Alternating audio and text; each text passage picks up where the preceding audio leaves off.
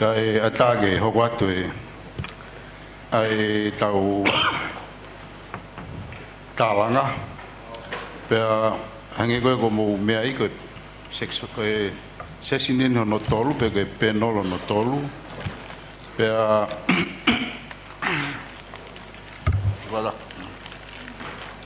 ai kono tau mua koe ngahi kupu pure oi pure anga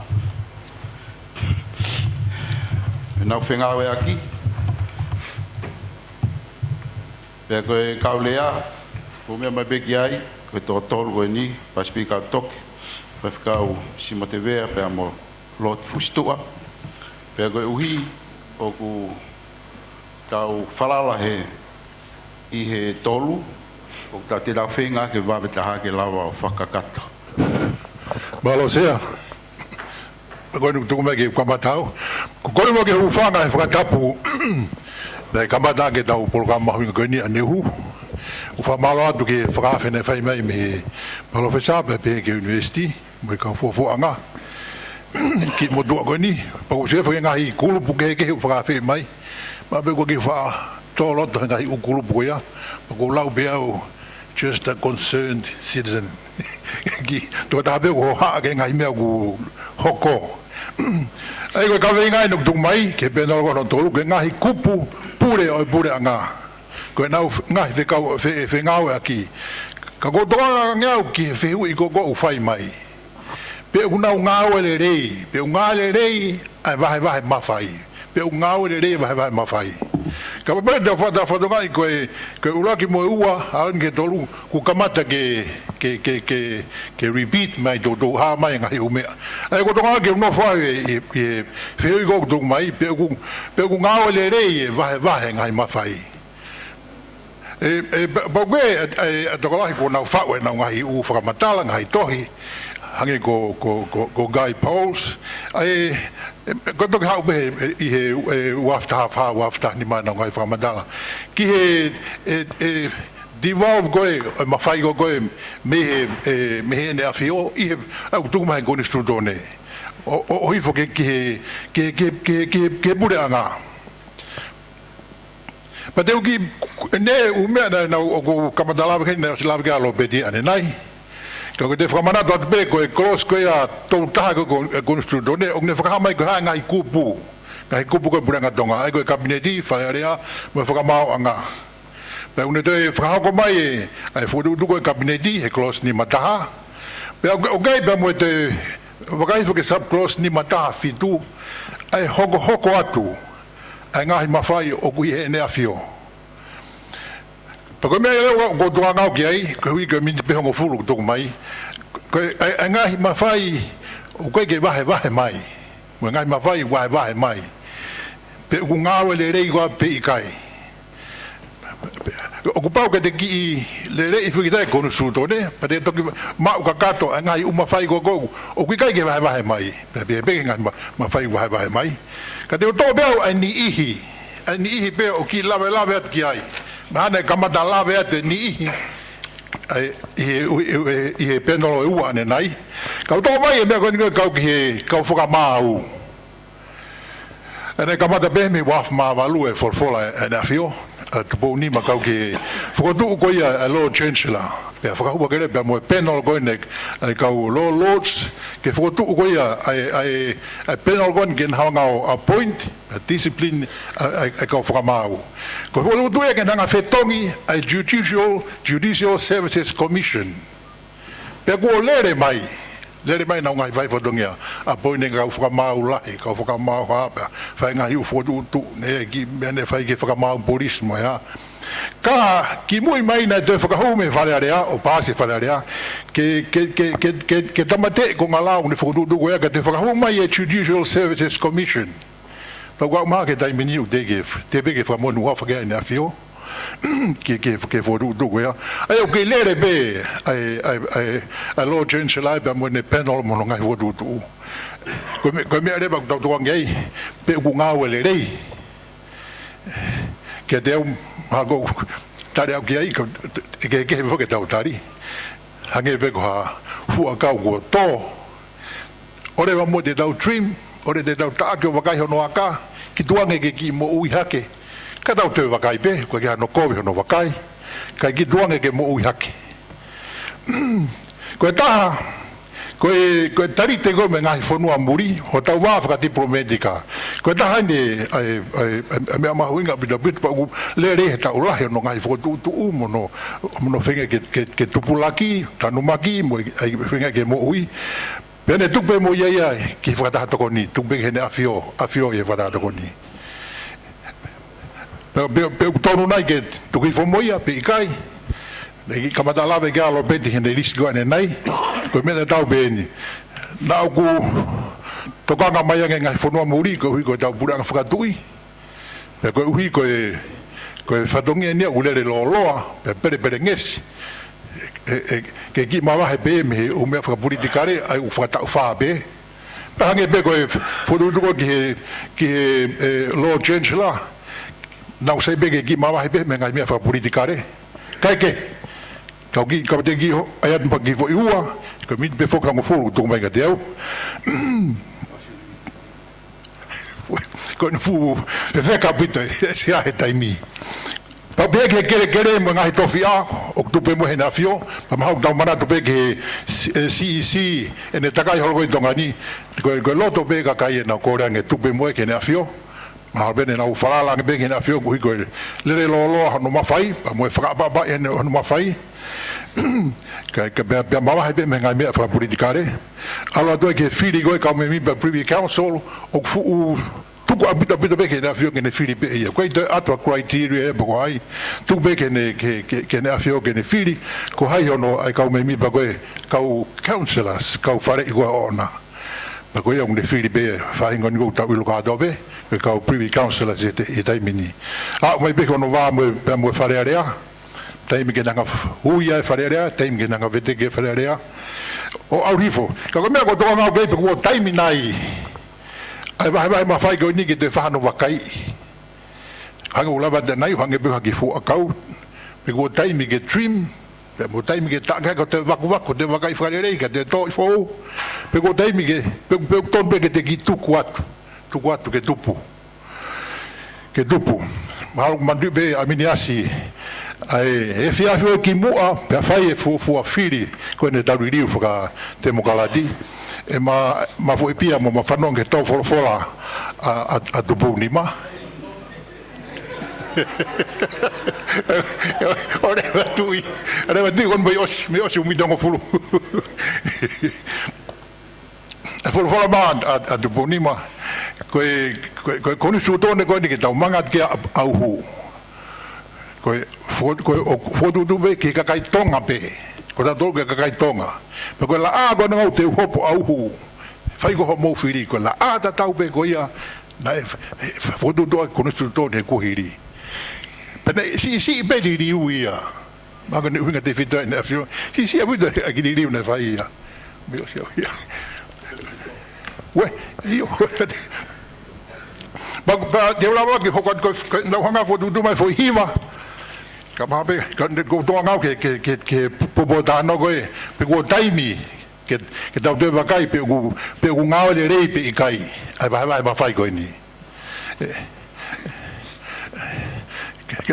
ko ngai vai ma fai go ni fo ko la ki nau tolu ko finge ma vahe me ngai me fa politikare pe mo te me da o fima ke le loa pe mo te me da ai okay ai me ko no do haka nei kau ke temo kala whakatonga ko whainga ko ni wea na ngai u whau kau ke taruri fo politikari ana toko mai ki mui he wafta hawha ma ngai nei mai goia Guy Pauls mo whainga goia o nau whakahobare i he liri wana tonga ni the evolution ko whai mai goia ngai uma whai ko ngai whanua ke he ia au mai ngai whanua Pasifiki o tuatu katoa ia ka ko ni o ke ki palanisi o puke tau hi aki fai ki vai o ki tau hi ke ko atu be fai ai Faifekau ia ko uhi o ku ke ha Tonga ia me ngai fonua ko Pasifiki pa pe ki mamani ene konstituto ne kamata mai aki morere mai aki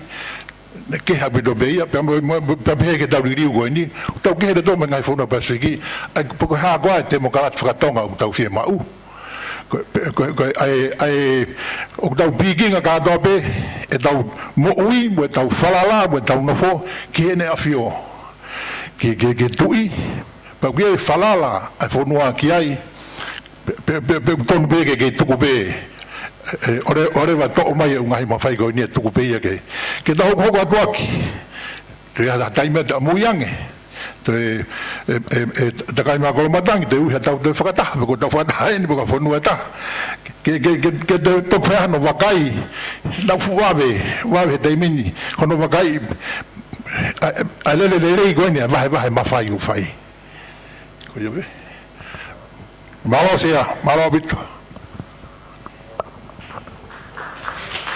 i pas mai ya te da hogon ya Simote Faifekau Simote vea pe go fie fa mai no pe te u fa pe mite nima pa mo mite ua to mite nima mo to mite ua okay malo porque o van be mo tala fatap ka ko kamata kia programa Talanoa fonua a Kuini o vai fa malo hen ke kaunga me Massey ama fo ke fofoanga ka sponsors i ona fakakau mai motuani ke Polokalama fefini Egi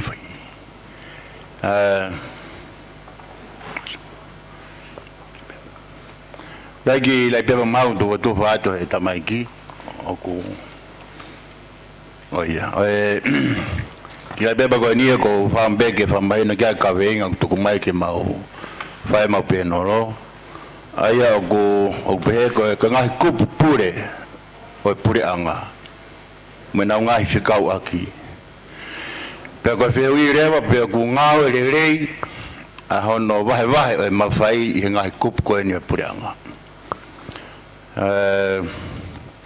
kada dai no tuka pe ko ki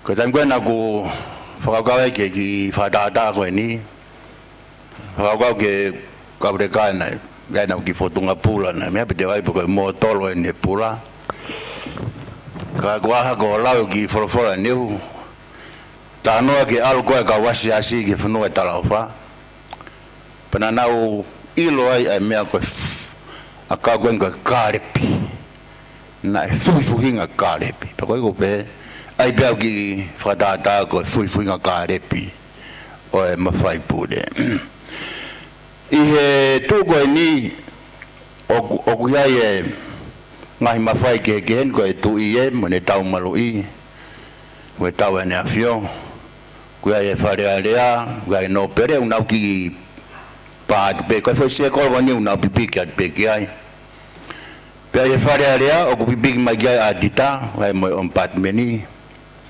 ye fare area o pipi ga ai pe mo kabineti pe mo kakai ko na ngai vai fonua Tongatapu va ha pa eua pe mo niwa ita va do matau o ku ya reva foi kare bikoin ko fakataha dokoni pe gai me fangi foi fua ko ni o ku pipiki mai ki ai ko ka lo chancellor attention yale commissioner policy pe mo formau anga ko hika ngai kupu ko ni o gai ngai mafai Ngāue ya dikna toru ka kunau felala ve i o ku huia ki mafai ko ni fakataha dokoni ni filawe ba mene afio pe ko na dau fanong mal kiani na king in council sai ko feu pe ko fe alu pe ke fa va ke filawe ngai mafai ko ni te fok le ba hen ki he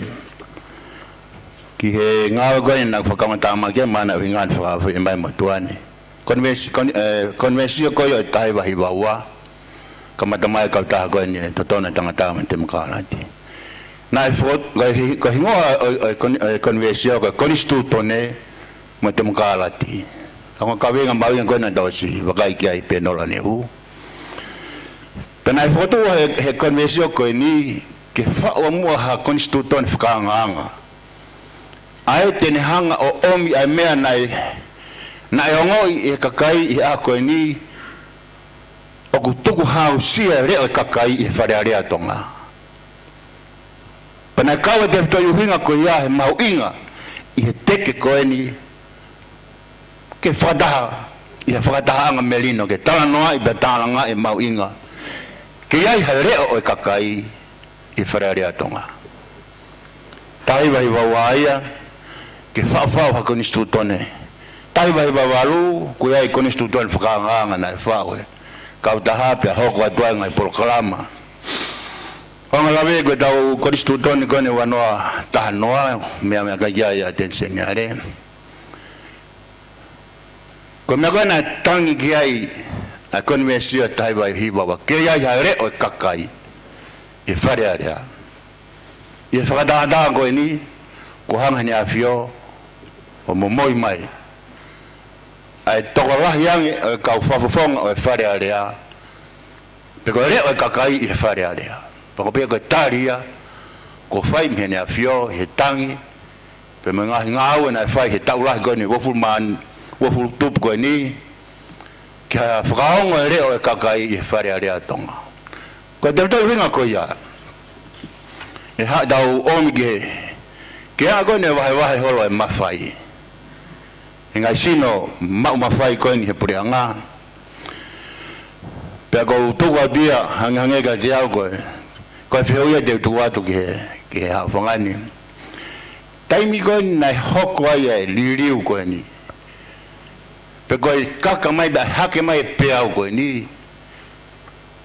Nai whakatu he wharearea e komisioni ke whai Ngāue. Tanga tu pere hake ka whakawhonga na takai tō pureanga au ki Tongani. Kono omi koe Ngāue koe ia, e koe nai awe takai he whanua. Nai kai ke tari e Ngāue koe ia. Nai kai ke tari Ngāue koe ia hano whakahu mai. Toi tutun be wharearea ke whakatutu whaou, hani ihi ke nau toi whau mai, ha whaunga e whaunga mawhai. Pea koe u whakatutu whaou koe ia, tuku mea i bere nau dolo ta wha koe ne lao. Omi ke wharearea, wafe hongo furuia. Ko ta wau mai ki ai.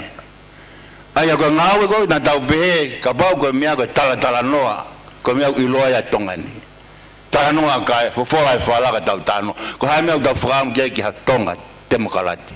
Na kai ke tari he pureanga ia motoro ko ia.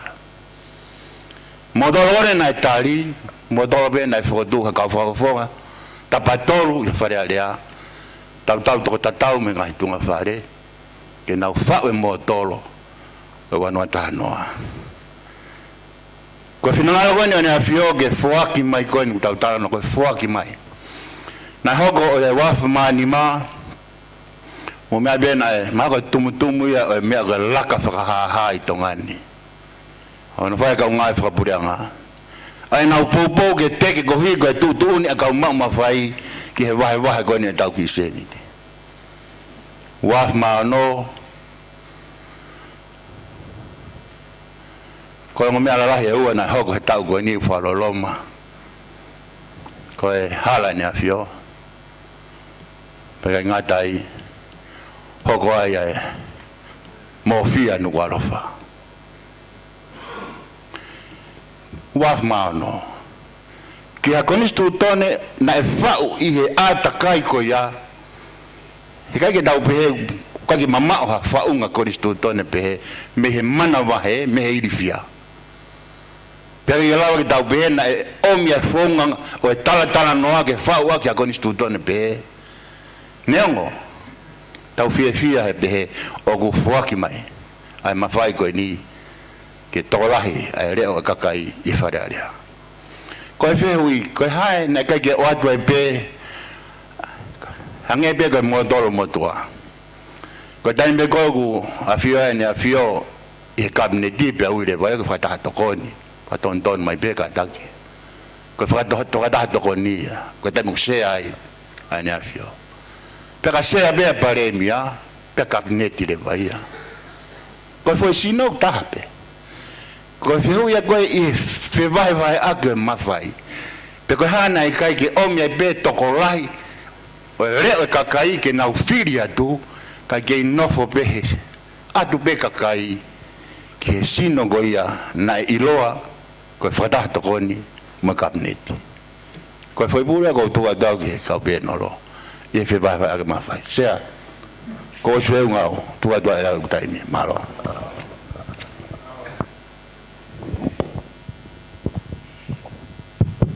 Malo exia. Go kore ke malo atu nga hai fakatap ko oso no forget me muani kai sala koloa mutuani ke u la fulalo ka wat pe Polokalama honi pa ko malo la ki hesea kai ma malakai mo ni una fa ko fakatahani ma fanga mari go ia. Ia ngai wakai ko o si lavat ki mu ai ngahi ai Kautoke mo matiketika I he konistutone pe mo hono analyze ai vai ko ma fai ai bureanga ai mahalo ko mea be anga ke mo tuani he fiafini na anga ke tau toi whakapā be mua ki he peko hānai ai ngahi sinogoia peko structures o ku wha ake pureanga pia wanga whewhea e nau whekawaki peko e nau interrelation pia koe hārewa e ngahi I siu ko tui ko te whito I whatongia mahau I ngaia ki he whewahewahe ake ahoni peko hanga ngahi I siu o ku ohake e he whengawe aki ko ia e ngahi kupu koe pureanga aia teu ki tala teu aki pe ai o si ia me ai to ta ka pe no fe ka mo kupu tolo no ai con istituto ne une foka mahino ko pureanga Tonga ko pureanga a fratu I fa con istituto ne constitutional monarchy ka foka lele foka demokrati pia I he kupu tolo ngo fulma taha aku hai ai ngai sino ko o pureanga ai ko kabineti pia mo falearea pe mo whakamawanga pia teu toki whakapāpe ke mo mea po lahi no Talanga e ahoni ka koe ki uma uiha a asi ai whakatato koni he ngai sino tolu ko iau koe ke fumahino ke mo tuani pe ko hae ai Talanga pe I he whakatato koni ka te ulape pe ki ai o whakamahino mai foki e he kupuni wango fulu atu unga koe a whakatato koni koe whare I beke ne a whio koe mawhai o hange koe mea atenseniare ane nai o I he awi ni matapang mea ane a whio pia koe kupuni wango fulu ma ono ke wango fulu ma tolu o ne kawa ia ai whatongia ai whalearea pia koe wango fulu ma tolu e ke teo ma tolu e o ne kawa ia whatongia koe ai whakamawanga ai koe wahe tolu e mawhai whakapureanga I Tongani o wanga whewherewa e nau whekau aki to e tau whakataata ke whekau aki ai tau pehe ai kabineti ai executive pia mo e whalearea mo e kupu taha mawhai pureanga o kuna whekau aki nawa I he kupu ni mangu mfulma taha ai o tau whae mea ki ai kupu neong fulma taha kupu si taha ko pau ke I he kabineti ai ma whai pure o Fā'onelua ai mo mea I lerei ko konga kupu neong fulma taha kupu si taha o tau lawat ka mo tolu ka kai ke ngata kupu ko ia ko kupu ia o pehe ko pau ke I he kabineti ai ma whai pure o Fā'onelua ai ko pau ke nau mau ai ngafa o Ngāue aki fakataha mo e tariui ki he whare area ai ngai whatongia pure o pureanga. Ai koe whakahoko whatongia ia ai kabineti pe koe executive ko pau ke makatu unga ia I he tariui ki he whare area. O kai ke ngata I he kupsi I fitu koena e mea gaya a tenseniare ane nai o kui ai ngai mawhai o kutuku ke whatato koni ka koe anga ia ai relationship he Ngāue aki ai kabineti pe mo whare area koe wahe o mawhai te nau mau e ngafa ahono whakahoko e Ngāue whaka-executive e pureanga ka I he tariui ke whare area. Ai koe whakatata e ta ke Ngāue aki ahongo kupu. Koe whakatata e taha koe Ngāue aki ai whare area pe mo whakamauanga. Koe whatongia whuke whakamauanga ko ki nau tolu au nau hanga whakauhingai pe whakahasino mai ai ngahi lao koe u whau atu e whare area. E whau e whare area ngahi lao tau peko e lao ki e hia. Pea kono whakailo koe o hataha Aveleva ke whakamau anga, pe ko kau whakamau rewa tēnā whakauhinga i hano ngāia ke lao, ki hono hiriwhaki ke toko taha ko whakailohia ko ia. Ai koe whakatātā ia, ai whengāwe aki ai laiongo kupu ko ia.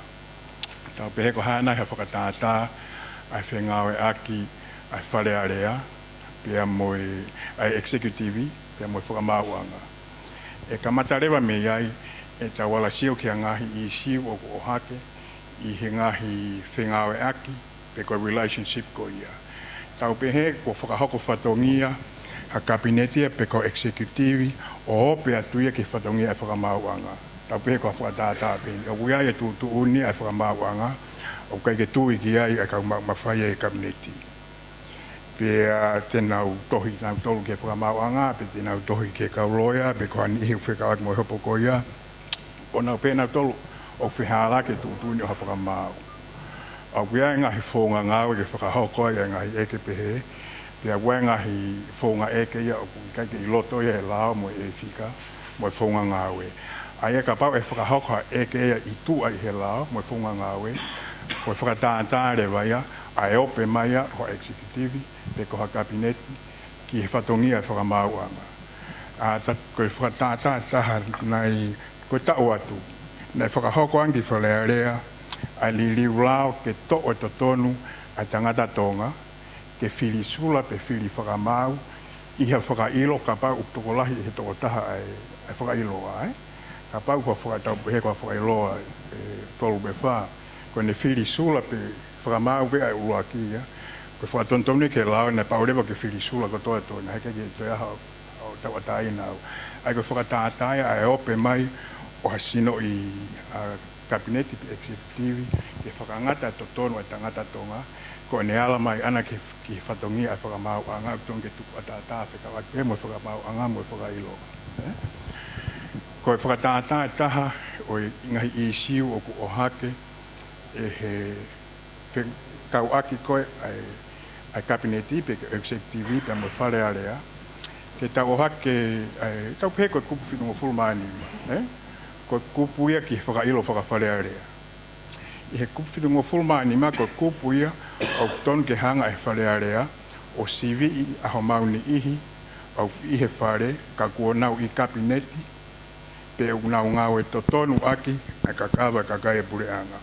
Ko e lau maare e kupu ko ia ke nofo ni ihi koe wharearea u kai ki kabineti o CV ia aki nau tolu ko nau mawhai ki hono vahe ai paanga sasai pe totonu pe ikai. Ai kono CV I rewa ia ai totonu koe ai te foi falala ata ki he whakawhika. He koe kupu whitungo fulu manima o ti peni peia I he pāloti. O hange ko interview mo tu ane whakahoko mo kau mitia I muri. Ka pau ki kabineti koe pa ke whakahoko hiang ke Ngāue halaka ha paanga. Ka hange koe ka nanga o tokolahi peho o kau pangi au he whare. Uhi koe whakawhalala ata ke whiri koe hikinima, te kala hao pe koe. Ai e koe whakatātā ke he tau atu. Na ia e ministāi toko taha nei whakailo whakawhalearea. Pia na kai ki au ke tuunga koe a hopo. Na e whakangata pe ia I he prima facie, ino sivi koe komiti, koe uhi koe whakawhalala koe ke pāloti. Ai e ko hono whakamahino ia, ai kai ke tau lava o whakawhalala ata ki he hikinima koe a tokolahi, ko pau o hange koe lawe a kalafi ane nai, ke I loto I he lao pia mo I e whika. He koe whakatātā ko o hiti la, koe loto I a tokolahi tahana nau whiri a hiti la, ka uiai ai whiri a tokolahi o whakapotopoto, pia koe whiri a tokolahi o koe tua me he lao.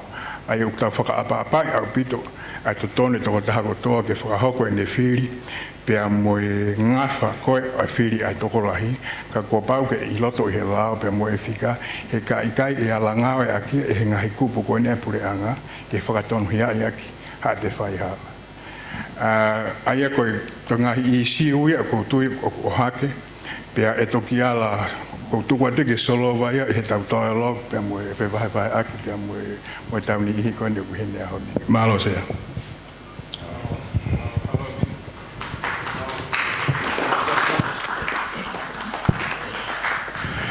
Doangi whamare ki ha te hui pe ka komenti.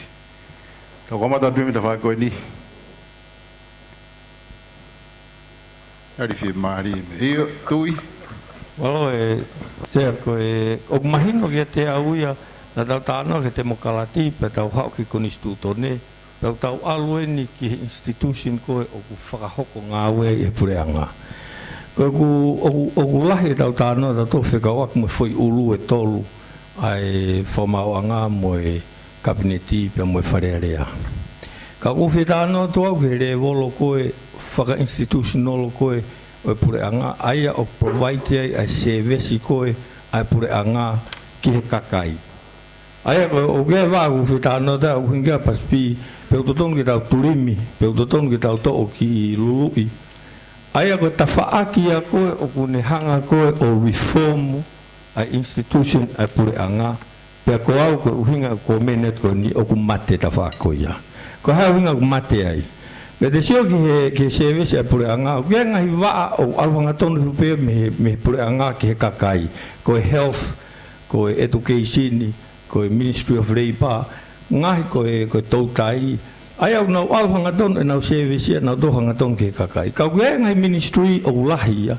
O kui kai ke nau provide nau doha service anga tonu ki he kakai. Kau nau provide nau doha service whatafaaki ki he ngahi ministry o nau provide a service. Hange koe ni. I ministry ko toa pete tau maua tama ICT, tama teknolosia. Koe tama ko ia koe ne competent authority ana ia koe Ministry of Communication ni. Te mau pe e tama i ministry ko toa pe o ne tonga e nau paanga. O utari ui fa competency ia ke Ministry of Paanga, pe o Ministry of... Kai katoa ayanga o provide a direct service pe ko service provider ke direct service ki he kakai, koe whakapaanga ho tau pureanga o kuua pe. Koe waa e taha aia koe recurrent operation ni pe koe tei tu tei u whakalere aki e pureanga. Koe fo isirini koe ia o hauhanga tonu ia me he paanga koe o kutuku hau he kakai ki loto ai. Fo i waa koe taha au ku tānot koe o ku mate. Fo i waa koe une whai reformu o tau koe development ni. O mai ai fo isirini koe toa koe mei muri. Pero o mai koe fo isirini koe ke nau whai a reform o recurrent operation ni ke tupulaki. E pure i e asenita o recurrent operation ni hono reformu e pure i koto e mei muri. E mo whatonga e koe ki ai haseniti e taha a tau tolu e to'o me tau tuku hau o ave ke tau ta whaaki development o uke development ni ha whaahinga ministry pe o pure anga. Koe sirini koto koto hau mei muri. Ta tau pe panga e wha kilo, banga whanga miliona pe koe tolungan mano miliona o mai me kato e kakai. Foi pesete ni mano tatau to fupe o mai me mule fusilini ko ia. Aia ko hau e fusilini ko ia, tene haia pe e a kaumuri, aluha ke kaumuri ko ia o reform ai foi tafaaki ko ni ko service for institutional for tei to tei au da recurrent operation. Ko tau fehui. Kaga ke tau tokanga ke whakamo ui e foi waa ko ia. Ke tau hanga whakapaanga pe tau hanga purei a asenita o development o fonua. He kai pe ke whai haturi mia pe ko hano whakatonu he whakaongongo koto e mea koa ki muri. Pe tau whatonga ere mea ai pe set me mea ono no miliona i he tau o whakafoki sirinia.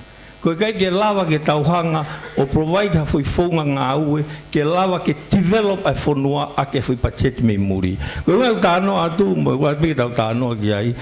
O sai koe Talanoa e ke ngai fui ulu e tolu i olunga. Pe te tau ke tau tolu he Talanoa mawhai tui mawhai. Kai whewhe ai mawhai whaka institutional aini o mai a service ki he kakai.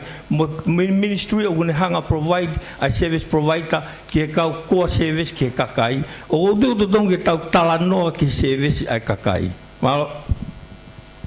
Malo bito tui. Mista. Malo sia.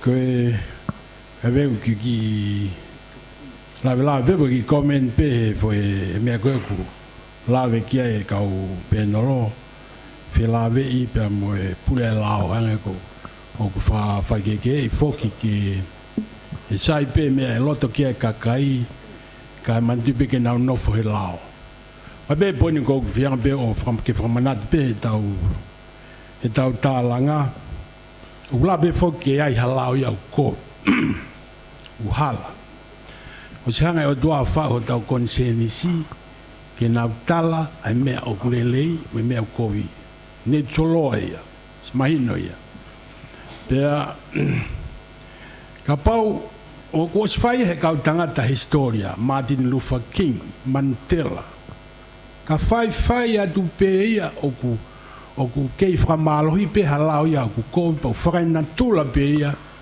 ke mau ia lao ko ia ko ngā pe ku ki whamanatu pe ko ia malo pit se ke wi wa se ko le ki foki me ki mui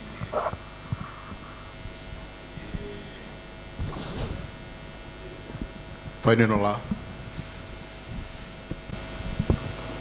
Alo beto se te koe I tokon beni ke whakato pe pene ki ai a Busby ke pe koe panel koe ke ka whamawa. Nei kamata mai pe koe panel me waka o furu e nau ke tuunga e pureanga koe e tai mue nei Fā'onelua e lao nei pima ke mahino na ki Ngāue lele pena es Fā'onelua e lao ia ke ligio koe sutone ke tamte panel o te whafoki ke Judicial Services Commission. Me pango pe koe taimi ko te whahua e lao ko ia e whaosia o e wharearea o e wafetaha pena e whahua tuia ki e awhio pena e ikai ke moko e rufina ngalo ke te whapooni wafa I he lao na e pasi e wharearea ke ku osia pe huma e wharearea fo'o e ko ia na te whafok mai pe lao tatau ke pureanga lolo toma ke na uhanga whahua tu ke wharearea pe koe tuka ko ki ai koe taimini koe ki lao ko ia ko no tuku ke pureanga ko nike na whahua tu ai lao ko ia. Nas whai pifo tutu ke whahua lao ko ia ko ike na ligi pa koe sutoni na te kema o ke pureanga lotonga ke tāna ki mai ke lao ko ia. Ka koe me pangu no pete ki koe wharearea na ke lava ke katake na ai ko. Ai koe pena pange pahinoni o si talia I loto I heno o ku peke Ngāue lele ai heno pe mahalo sai te poki ke motor ko ne ka mata mai ni wapi mafiku e pa hu mai ko e ansta mo te o Judicial Services Commission ki te foki te ki ai o no feeling mo no famau ko ko famau e fa ia e famau lahi pe mo e ka uiki ne ni pa feeling e society pe feeling te kapneti ki na whai whatongia koe. Ai koe tuhe pēno re koe ia koe whamomo teke no te whapasi ai lao koe. Koe tuhe pureanga who'o e toi hau pēni sa lao koe ia o te whai Ngāue tatau ka higi e tau whamao tōku na mai te mau ke ririu whakunisu tōne ke ki au whataha ki ai ririu koe ia ke ririu e pēno ki Judicial Services Commission. Malo se. Malo vito, yes. Io te I kusua. Malo vito se. Nada não veio que ia né guarda mo olha ele lá o paana koe o Ngāue e pureanga o langa o tomoa o paana me sosi o tomo o sonoa ko na ko toni nei muri o langa Kautoke o tomani tuwe uwa, tuwe taranaha, nahea kutoa, oa te tahiwa kitu noa. Na la hape po niu ai tonga, na teke ki tau le niu. Tukere ai ngāti ofa tō tahatanga mai ki tonga. Ko hiri koe, na la a tonga ni, ko po indiu me po siaine a tonga, oa te tahiwa kitu noa. Tau hūreo ke iu e nā I tahewa kitu noa, o mahua mai reha, ai ngā I kakoni rei mūri. Mea kani o kulare kia wata oku mo ono. Ka koe o whakapaka kore mai o kia wata, I koe mea kore kia kau minista. Koe minista o me pure ko haa me e whaia, pe e kore kakoni. Ka koe haa koe kore kakoni, ko kau minista o ngā pure ko Ngāue ha. Koe ai, koe, ngai ka te au, nga me me, ko kau kia wata, ko put problem, kulahe ka ana whāu, ai a maa ko mea whie mau, I toi lomo mo ui ange e tau Ngāue aki, ka au ngā ki kōrua, koe re mau. Sea, tono atu, o e Wallabies. yang le ko ka ta kai ke o ka yu ko ni sa ko pas mai Tau etnangit no kama kono ngoni ni to no Kuini. Masosio ame fisakale ko Massey Anti-Corruption Commission, the Anti-Corruption Commission. Kautoke ai vakaya ko tuan, ya mo ko ke le le o kai ke kau ia equation ke flow chart ke. O kuna pula ke hepe ombudsman, ya mo Anti-Corruption Commission. Pula kia, boa. Mari ia mo tuan ia e panomo.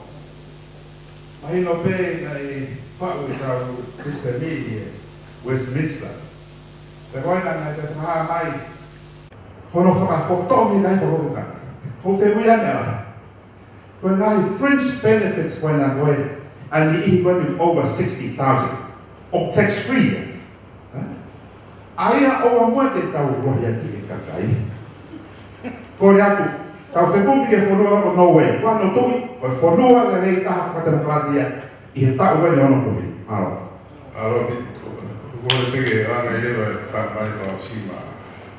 Ta mao, ta Kuini ta te ni fuarea whaha whetuna. Toa fwoi mō toro o mai Kuini me kangaroo ke ta whoki moe ki Kautoke. Mao. Ia aro koe ki Nuku'alofa no whai. Te mokalati whakatonga ai. Uina koe ai koe mō toro koe o whono. Koe whakatuta Ngāue. Ngāue e whakawhita, Ngāue ke lau, Ngāue ke huke. Ko tau a ngāe, huke, te lau I he, kai koe tau I titua, te whai te riha e tau katoa. Loto pe he, tau wahe kotoa pe he. Ha'oe atita senareo presenti mai in the reporti, iai ngā mea kuhu mama I he kabineti. Te mea mai ho ke kabineti me parelia, whakamatala ke whono. Hai mea nei tono no vai. Koe uhi ngā, koe wahe ia koe maka. Sivi he purewa legislature, ai purewa executive. Appoint o mai e ka Ngāue a te whiota moia, tari wharearea. Whataha toko ni, tari wharearea. Lords, kau whakamau, atensenyari, tari wharearea. Koe whepure aki ia, koe tau aki purerea. Koe ne mahino ko ia, Sivi he purewa ai number 1 and number 2, Sivi he purewha ai Ngāue a Faifekau. He koe tue tai nini, o Sivi pe he wharearea he lima he ma a lima mata. Ka palparia mai e ki tānia Amerika. Ka Paula e ai ki Tonga, ko mea lewa e hoko. Mai ki whono, te ai whakawhono pe, takapau pe kuohuru, ka humai lotu, tua wha. Mawa tatang ko mawa ke matanga ke Kautoke mai. Ko mawa ko ke Kautoke. Faifekau. Kautoke ke tari mai ne. Hasta no diga Kautoke. Mawa.